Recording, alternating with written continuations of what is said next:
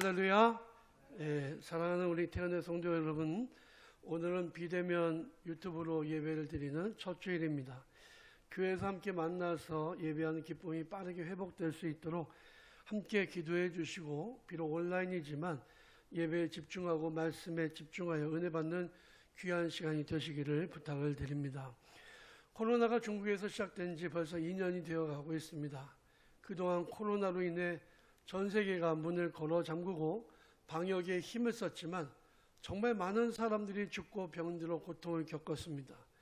선교사님들도 정말 큰 타격을 입었습니다. 그동안 쌓아 올렸던 선교의 터전이 무너지고 수많은 선교사님들이 목숨을 잃었습니다.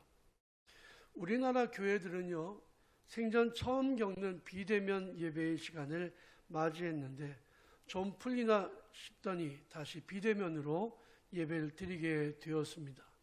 이 무슨 일인지 도무지 이해할 수도 없고 문제가 해결되지 않는 이런 상황에 답답함을 금할 길이 없습니다. 한국 교회는 지금 코로나 방역과 예배의 자유 문제를 가지고 한참 정부와 씨름을 하고 있는 중입니다. 어느 것이 옳을까요? 한국 교회가 가장 중요하게 생각했던 것이 그 가치가 주일 성수입니다. 주일을 거룩하게 지켜야 된다는 것은 두말할 나위도 없는 일이죠. 그러나 지금은 비대면으로 예배를 드리고 있습니다. 이것은 안타깝기 짝이 없는 일입니다. 그런데 정부의 방침대로 지금 우리가 하는 것처럼 비대면으로 예배를 드리는 것이 옳을까요?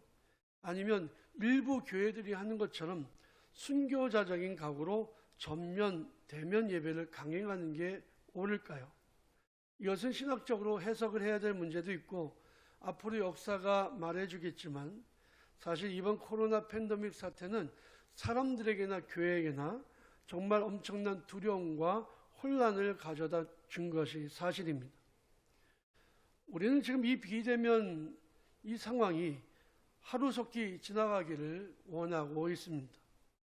우리가 지금 처해 있는 이 상황을 어디에 비유할 수 있을까요? 아마도 우리가 커다란 폭풍우 가운데 있다라고 말할 수 있을 것 같습니다.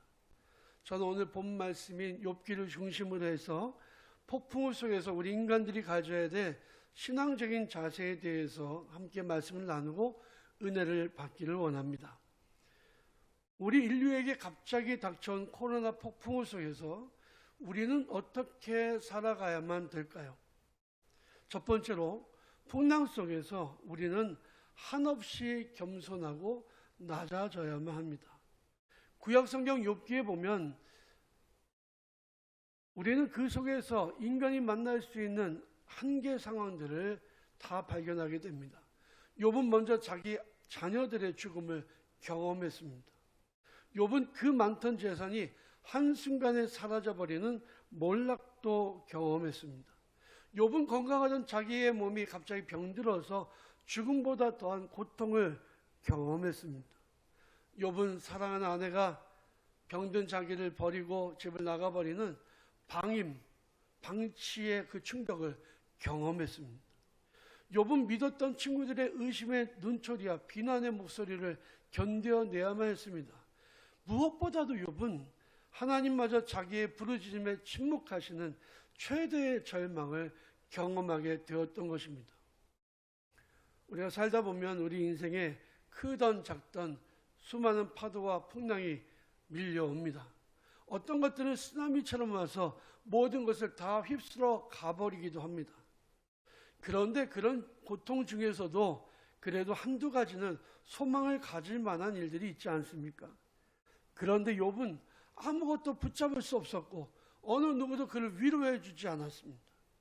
우리가 어렵고 힘들 때 누군가에게 위로와 격려의 목소리를 들을 수가 있다면 얼마나 좋을까요?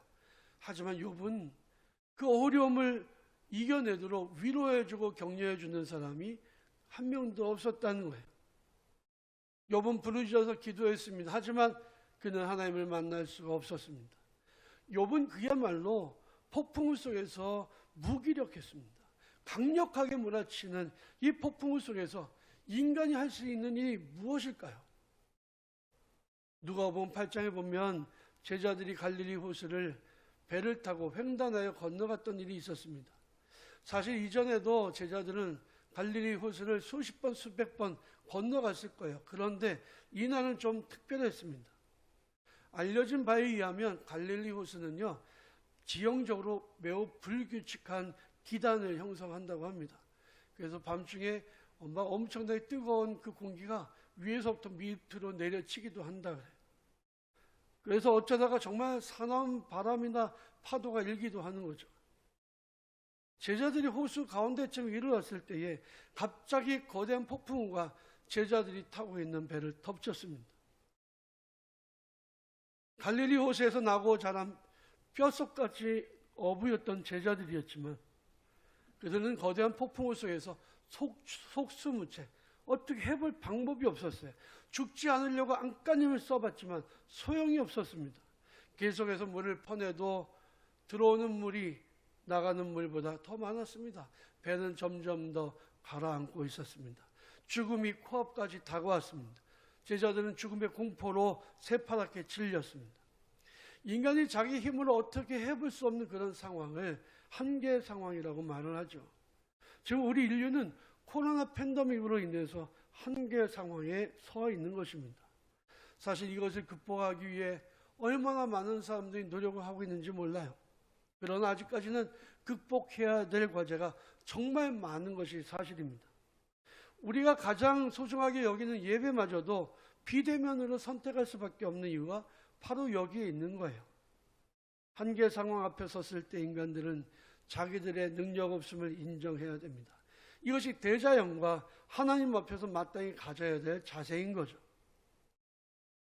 그동안 인간들은 정말 많이 교만했습니다. 마치 바벨탑을 건설했던 고대인들처럼 인간들은 생명조차도 창조할 수 있는 것처럼 의식했습니다. 그러나 눈에 보이지도 않는 바이러스 때문에 지금 우리는 극심한 공포와 스트레스의 시대를 살아가고 있는 것입니다. 우리가 폭풍우 속에 있을 때 우리는 겸손해야 합니다. 오늘 본 말씀에 보니까 하나님은 불평하는 욥에게 이렇게 말씀하십니다. 그때 여호와께서 폭풍우 가운데에서 욥에게 말씀하여 이르시되 무지한 말로 생각을 어둡게 하는 이가 누구냐?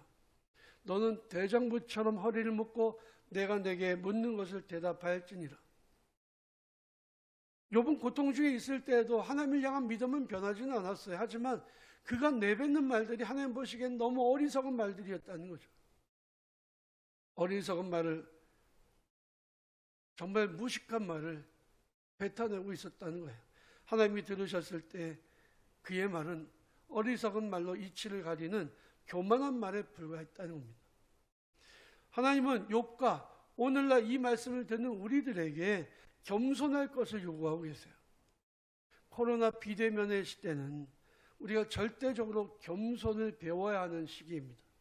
우리가 겸손히 주님의 절대 주권을 인정할 때 주님은 우리에게 나타나시고 우리의 문제를 해결해 주시는 것을 여러분들이 믿으시기 바랍니다. 둘째로 우리가 풍랑 가운데 있을 때 우리는 더욱 믿음을 가져야 합니다.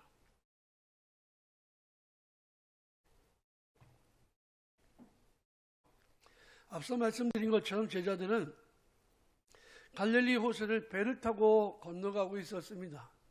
그들은 갈릴리 호수의 지형과 기후를 잘 아는 베테랑들이었습니다. 그 어느 누구보다도 배를 잘 모는 사람들이었지만 갑자기 들이닥친 폭풍우에 죽음의 공포를 느낄 만큼 위기가 그들에게 찾아온 것입니다.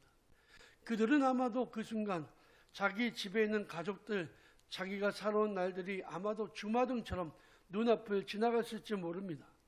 살아야 하겠다는 간절한 신락 같은 소망도 절망으로 변해가고 있었습니다. 그때에 그들의 눈에 뱃머리에서 머리를 베고 주무시는 예수님의 모습을 보게 되었습니다. 사실 생각해 보면 말도 안 되는 상황이에요. 폭풍우가 들이닥쳐서 배가 가라앉기 직전까지 예수님은 제자들이 깨울 때까지 주무시고 계셨다는 거예요. 그런 상황이라는 걸 모르셨을까요? 그 자체가 말이 되지 않죠. 예수님은 이 모든 상황을 다 보고 계셨습니다. 다만 제자들이 폭풍우 속에서 어떻게 반응하는지를 보고자 하셨던 거예요. 욥이 고난을 겪을 때 하나님 안 보고 계셨나요? 다 보고 계셨죠. 그러나 욥이 그것을 어떻게 이겨내는지를 보고자 하셨던 겁니다. 우리가 폭풍 가운데 있을 때 마치 하나님이 침묵하시는 것처럼 보일 수도 있어요. 욥은 말씀드린 것처럼 끔찍한 고난을 당했습니다. 말할 수 없는 고통이 그를 엄습했습니다. 하지만 욥이 생각할 때에 하나님은 그 아무 데도 안 계셨습니다. 자기가 고통 중에 있을 때 하나님은 어디에서도 찾아볼 수 없었습니다. 욥기 23장에 보니까 욥은 이렇게 탄식합니다. 오늘도 내게 반항하는 마음과 근심이 있나니 내가 받는 재앙이 탄식보다 무거움이라. 내가 어찌하면 하나님을 발견하고 그의 처소에 나아가랴. 어찌하면 내가 그 앞에서 호소하며 변론한 말들을 내 입에 채우며 내게 대답하시는 말씀을 내가 알며 내게 이르는 것을 내가 깨달으랴. 그런데 내가 앞으로 가도 그가 아니 계시고 뒤로 가도 보이지 않으시며 그가 왼쪽에서 일하시나 내가 만날 수 없고 그가 오른쪽으로 돌이키시나 배울 수 없도다. 분명히 하나님은 일하고 계셔요. 분명히 오른쪽으로 돌이키고 계시는데 욥은 자기가 고통 가운데 있는데 폭풍 가운데 있는데도 하나님을 만날 수 없는 답답함이 있었습니다. 그런데 욥은 자기를 무너뜨리는 그 엄청난 고통 가운데에서도 정말 위대한 고백을 하죠. 욥기 23장 10절 말씀입니다. 그러나 내가 가는 길을 그가 아시나니 그가 나를 단련하신 후에는 내가 순금같이 되어 나오리라. 이것이 폭풍 속에서 우리가 가져야 될 믿음의 자세인 것입니다. 다시 갈릴리 호수로 그 상황으로 돌아오겠습니다. 폭풍 가운데에서 죽음의 공포를 느낀 제자들은요, 필사적으로 주무신 예수님을 깨우는 거예요. 예수님, 우리가 다 죽게 되었습니다. 우리가 죽게 된 것을 왜 모른 채 하십니까? 그때 예수께서 자리에서 일어나셨습니다. 그리고 그 무서운 폭풍과 바다를 향해 명령하십니다. 잠잠하라, calm down, 잠잠하라, 조용히 해. 그런데 정말 놀랍게도 그 무섭게 일렁이던 파도와 폭풍우가 한순간에 조용해졌습니다. 제자들은 그날 갈릴리 호수에서 죽는 줄 알았습니다. 그런데 예수님께서 그들을 살려주신 것이죠. 예수께서 행하신 기적을 보고 제자들이 놀라고 있을 때 예수께서 제자들에게 이렇게 말씀하십니다. 너희 믿음이 어디 있느냐? 여러분, 폭풍 호수에서 제자들의 믿음은 다 날아가 버렸어요. 지금 미국에 있는 제 친구 목사님이 오늘 문자를 보냈는데요. 미국은 지금 교회들에게 내렸던 행정명령이 다 풀려서 마음껏 예배 드릴 수 있대요. 이미 백신도 한 60% 맞았고, 이제는 마스크도 벗고 다니고 있으니까 예배 드리는 게 아무 문제 없어요. 교회에서 밥 먹는 것도 아무 문제 없어요. 그런데 참 신기하게도 교회 나와서 예배 드리는 교인 숫자가 50% 이하로 줄었답니다. 코로나 팬데믹 이 폭풍 속에서 그들의 믿음이 다 날아가 버린 거예요. 우리는 이것을 경계해야 합니다. 우리가 폭풍 가운데 있을 때 우리가 날아가지 않도록 꼭 붙잡고 있어야 될 게 뭐냐? 우리의 믿음인 거죠. 우리가 주님을 바라보기도 전에, 우리가 주님께 기도하기도 전에 이미 주님은 우리의 어려움을 다 알고 계세요. 우리가 주님을 바라보고 주님께 기도할 때 주님은 폭풍우를 잔잔하게 하실 것입니다. 우리는 이 폭풍우의 원인도 이유도 다 알지 못해요. 하지만 우리는 분명히 코로나라고 하는 폭풍우 속에 있습니다. 코로나뿐만이 아니라 건강의 문제로 이러저러한 어려운 문제 때문에 폭풍우 가운데 있는 성도님들이 계십니다. 그러나 낙심하지 마십시오. 하나님은 우리와 함께 하고 계십니다. 우리를 도와주기를 원하고 계십니다. 우리가 지금 있는 힘을 다해서 폭풍과 싸우고 있는 것 주님께서 아십니다. 지금 우리에게 가장 필요한 것은 나 자신의 무능력함을 인정하고 하나님 앞에 겸손히 행하는 거예요. 믿음을 가지고 하나님의 도우심을 간구하는 것입니다. 사랑하는 성도 여러분, 바라기는 욥처럼 그가 나를 단련하신 후에는 내가 정금같이 나오리라고 고백했던 욥처럼 하나님을 신뢰하는 믿음으로 이 풍랑을 잘 이겨내시고 승리하는 우리 태어난 성도들이 다 되시기를 주님의 이름으로 축원합니다.